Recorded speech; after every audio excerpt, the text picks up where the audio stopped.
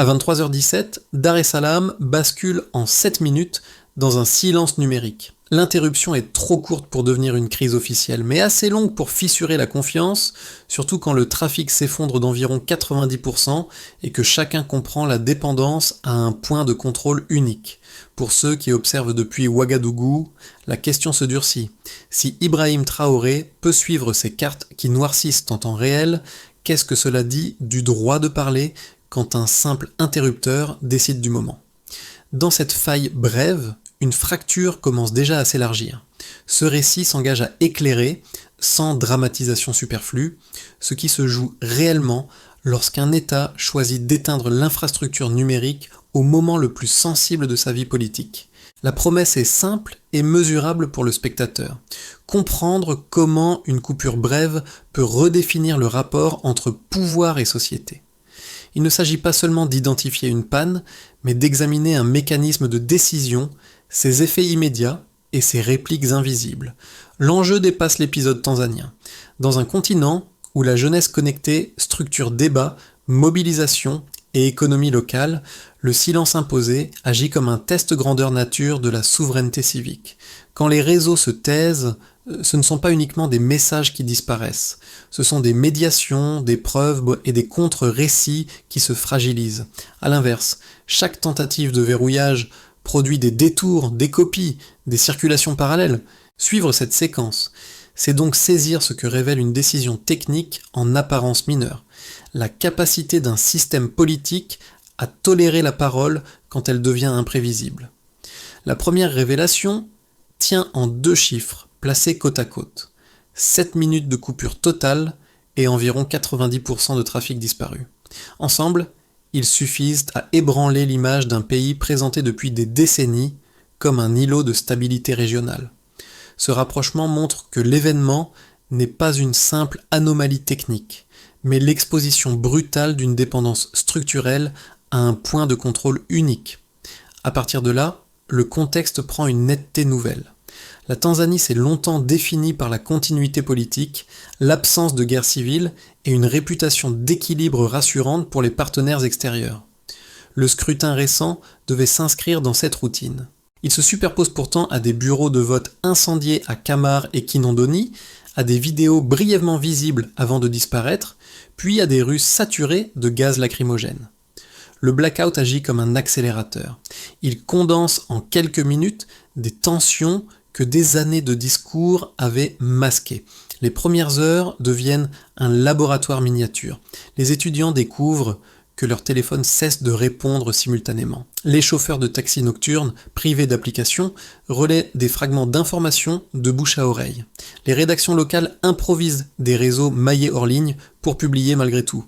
Chaque geste est modeste, mais leur accumulation produit un contraste saisissant avec l'objectif initial de silence. À des milliers de kilomètres, Ibrahim Traoré observe les flux se figer et les images ressurgir malgré les filtres. Pour lui, la séquence dépasse la Tanzanie. Elle illustre une logique continentale où le contrôle numérique, lorsqu'il se crispe, génère paradoxalement plus de circulation qu'il n'en supprime. Cette lecture transforme l'incident en symptôme et le symptôme en signal politique. Aïcha, 22 ans, n'est ni militante professionnelle, ni figure médiatique. Elle devient pourtant le fil conducteur involontaire de cette séquence. Quelques minutes avant la coupure, elle publie un selfie nocturne sur le campus, accompagné d'une phrase simple sur le droit de s'exprimer. Quand l'écran se fige, le message n'arrive jamais à destination. Il survivra autrement, compressé, copié, transféré de clé USB en clé USB jusqu'à devenir un symbole malgré elle. Autour d'Aïcha, d'autres trajectoires se dessinent. Les chauffeurs de taxi, habitués à lire la ville par les notifications, se transforment en relais d'information, klaxonnant des fragments de slogans ou d'alertes. Un journaliste local, privé de site principal, parvient à publier un article via un réseau maillé bricolé avec de vieux routeurs. Dans les marchés, les vendeurs commentent les rumeurs avec prudence, conscients que chaque mot circule désormais sans filet numérique. Ces scènes brèves révèlent un impact précoce et concret. La coupure, pensée comme un outil de neutralisation, produit une créativité nerveuse. Les campus deviennent des îlots d'anticipation, les rédactions redessinent leur circuit et les gestes ordinaires prennent une dimension politique. Rien de spectaculaire, mais une réorganisation rapide des pratiques quotidiennes. Loin des capitales, des observateurs comme Ibrahim Traoré reconnaissent un schéma familier. Lorsque l'accès se ferme, l'ingéniosité s'ouvre. Le "so what" tient alors en une phrase courte. Le silence forcé déclenche toujours des voies parallèles. Tout commence par un geste presque invisible. À 23h17, l'accès au réseau se coupe net, sans annonce préalable, sans explication publique immédiate. En quelques secondes, les écrans se figent, les notifications disparaissent, et l'élection censée se dérouler dans une continuité maîtrisée bascule dans une suite d'interruptions. Le déclencheur est bref, mais son effet est immédiat. Chacun comprend que quelque chose d'inhabituel est en cours, même si le mot crise n'est encore prononcé nulle part. Le premier mouvement est la sidération. Sur les campus, les étudiants tentent de rafraîchir leurs écrans, persuadés d'un simple problème local. Dans les rédactions, les journalistes vérifient leurs serveurs, suspectent une panne interne, puis constatent que tout le pays est touché. Les opérateurs télécoms redémarrent des systèmes sans fournir d'explications claires, tandis que les autorités diffusent des messages appelant au calme. Cette phase dure peu de temps, mais elle installe une tension diffuse. L'incertitude devient partagée. Le deuxième mouvement, plus visible, correspond au pic de la séquence. Des bureaux de vote sont incendiés à Kamar et Kinondoni. Des vidéos circulent brièvement avant d'être bloquées, puis réapparaissent sous forme de copies compressées. Dans les rues, le gaz lacrymogène transforme des quartiers entiers en couloirs de méfiance. Les taxis nocturnes klaxonnent des slogans improvisés, relayant des informations fragmentaires. Les campus, supposés neutres, deviennent des espaces de veille collective. La tentative de verrouillage numérique coïncide ainsi avec une explosion de signaux physiques. C'est à ce moment que le récit commence à échapper à ceux qui tentent de le contrôler. Les images filmées avant la coupure refont surface sur des plateformes étrangères. Des sites miroirs apparaissent, hébergés hors du pays. Les discussions se déplacent vers des réseaux hors ligne, des clés USB, des conversations chuchotées. Depuis Ouagadougou, Ibrahim Traoré observe cette dynamique familière. Plus le contrôle se durcit, plus les récits se multiplient, souvent là où on les attend le moins. Le troisième mouvement correspond aux répliques. À l'aube, les communiqués officiels parlent de stabilité retrouvée. Pourtant, la normalité ne revient pas vraiment. Les journalistes font état de pression, un rédacteur en chef disparaît brièvement et les avocats peinent à déposer des recours. La coupure, même levée, laisse une trace durable. Elle transforme un événement ponctuel en séquence politique dont les effets continueront de se déployer bien après la reconnexion. Avant la coupure, la situation de référence semblait stable et prévisible. Le réseau fonctionnait normalement, le trafic circulait sans à-coups majeurs et l'élection s'inscrivait dans un cadre institutionnel présenté comme maîtrisé. Puis, en l'espace de quelques minutes, le tableau change radicalement. On passe d'une connectivité quasi continue à une interruption totale de 7 minutes, un basculement suffisamment net pour être mesuré, comparé et interprété. Le premier indicateur est temporel. 7 minutes peuvent paraître insignifiantes à l'échelle d'un scrutin national. Pourtant, dans un environnement hyper connecté, ce laps de temps suffit à rompre les chaînes de vérification, à interrompre les transmissions et à créer une zone grise, informationnelle. La différence entre avant et après ne tient pas à la durée absolue, mais à la synchronisation. Tout le pays bascule en même temps, ce qui exclut l'hypothèse d'un incident isolé. Le deuxième indicateur concerne l'intensité. Les observatoires du trafic relèvent une chute d'environ 90% sur l'ensemble des principaux fournisseurs. Une baisse aussi massive et simultanée dépasse largement les fluctuations habituelles liées à une panne locale ou à une surcharge. Le delta est trop brutal pour être accidentel. Il signale une action centralisée, capable d'affecter plusieurs opérateurs en parallèle et donc une décision plutôt qu'un dysfonctionnement. Le troisième indicateur touche aux répercussions économiques immédiates. Dans les heures qui suivent, les investisseurs évoquent un risque politique accru. La monnaie se contracte et les réservations touristiques enregistrent un recul notable. Chaque variation prise isolément pourrait être discutée. Ensemble, elles dessinent une réaction cohérente des marchés face à une incertitude nouvelle. Le passage de la stabilité proclamée à la méfiance mesurable se fait sans délai. Ces chiffres, volontairement limités, permettent de relire toute la séquence. La coupure n'est plus un épisode technique, mais le point de départ d'une chaîne causale. L'interruption entraîne la panique administrative. La panique nourrit une communication hésitante. Cette hésitation alimente la défiance qui se traduit ensuite en signaux économiques concrets. Le numérique, censé offrir un levier de contrôle, devient ainsi un révélateur de fragilité. À l'échelle régionale, le contraste est encore plus parlant. Des hashtags et des images franchissent les frontières malgré les filtres, montrant que le delta local se transforme en amplification extérieure. Depuis Ouagadougou, Ibrahim Traoré observe ses courbes tomber et ses récits circuler. Pour lui, comme pour d'autres observateurs, les données chiffrées cessent d'être neutres. Elles deviennent des marqueurs de dignité politique, mesurant l'écart entre la stabilité affichée et la réalité vécue. Pour comprendre la décision de coupure, il faut d'abord prendre au sérieux les arguments avancés par le pouvoir. Premier argument, dans un contexte électoral tendu, laisser circuler sans filtre des images de bureaux de vote incendiés ou d'affrontements avec les forces de sécurité risquerait d'alimenter une panique collective. Les conseillers gouvernementaux soutiennent qu'une interruption temporaire du réseau peut servir de pare-feu, le temps de rétablir l'ordre et d'éviter une escalade incontrôlée. La stabilité, acquise sur plusieurs décennies, serait ainsi protégée par une mesure exceptionnelle. Deuxième argument, la menace d'ingérence extérieure.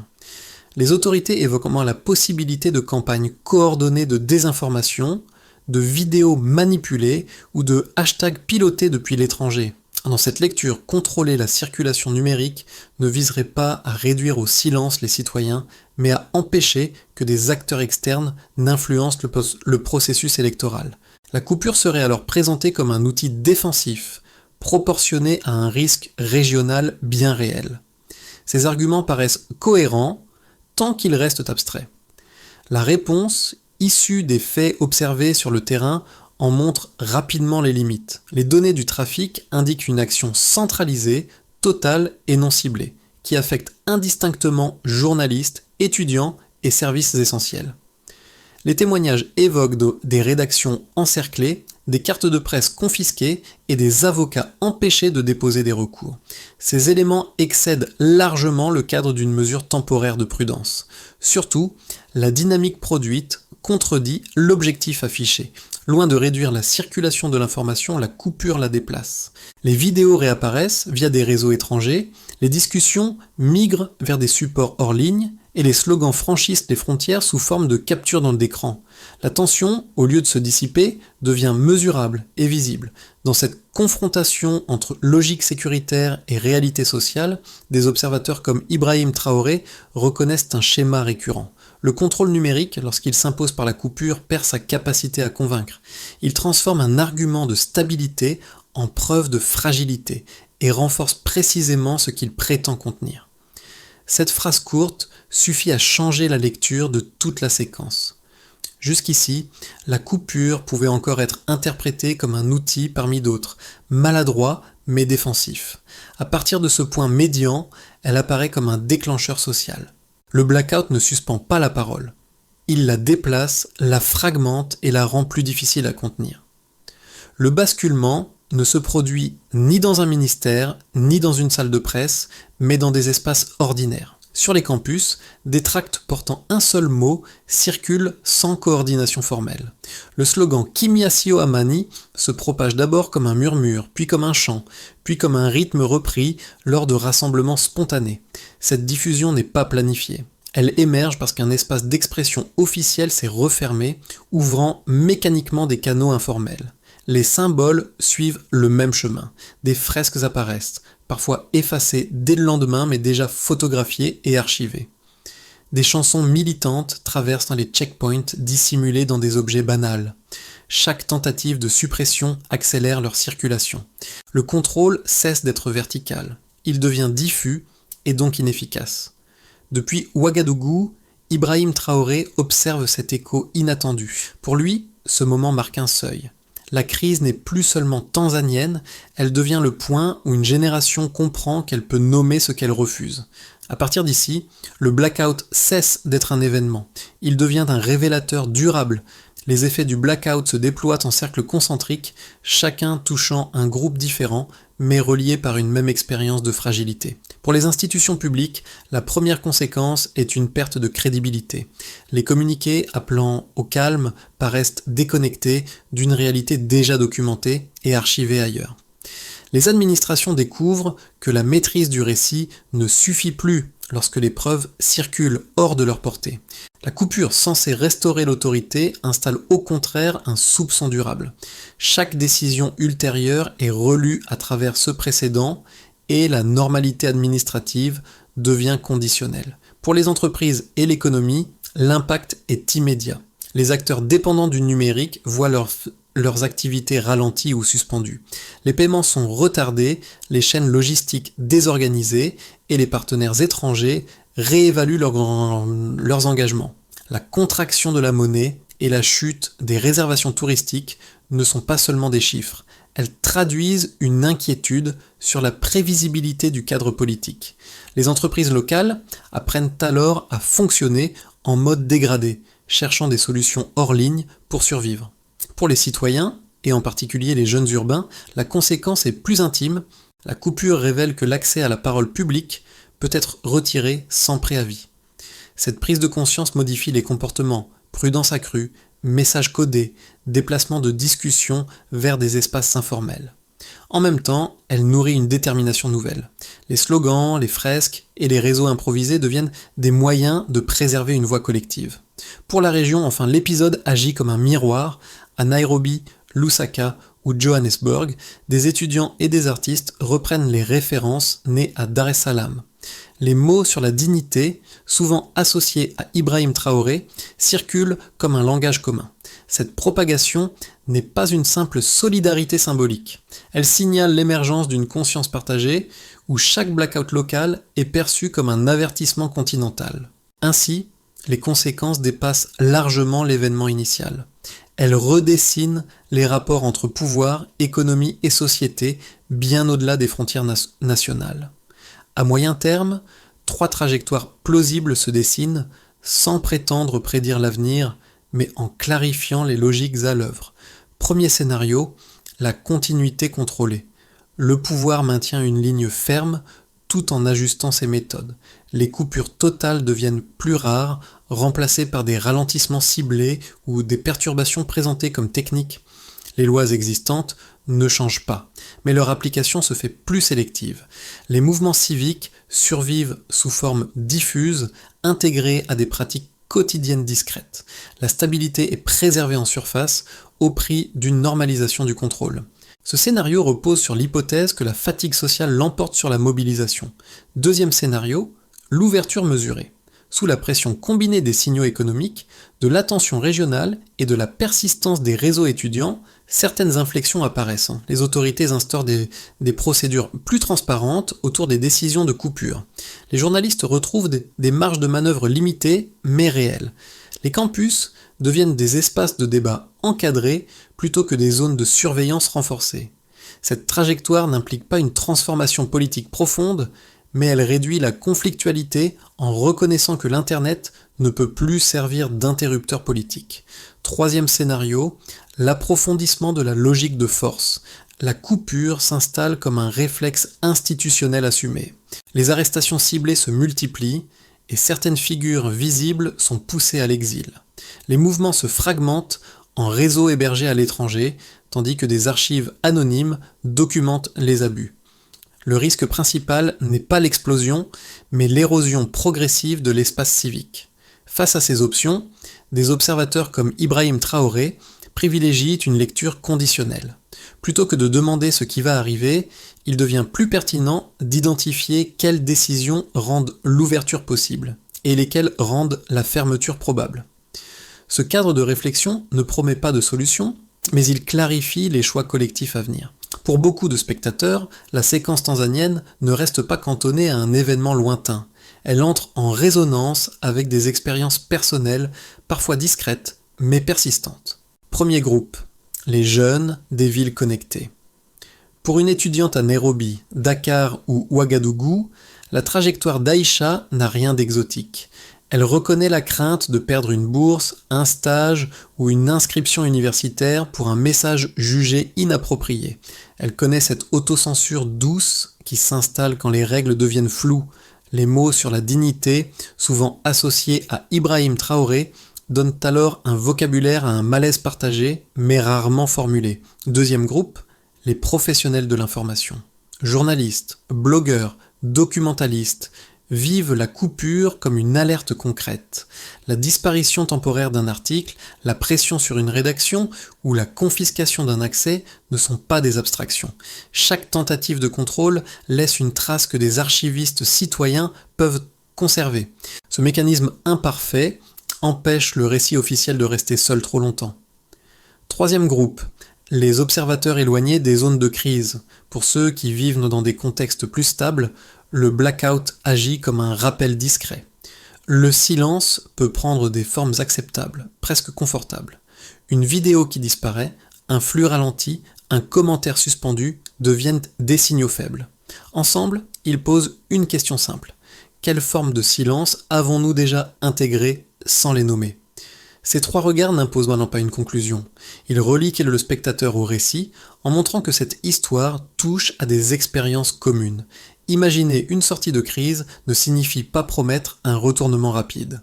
Il s'agit plutôt de décrire des actions réalistes, capables d'exister même dans un environnement contraint et dont les effets peuvent être observés. Première étape, documenter systématiquement. Des collectifs citoyens et des rédactions indépendantes conservent images brutes, listes d'incidents et témoignages horodatés.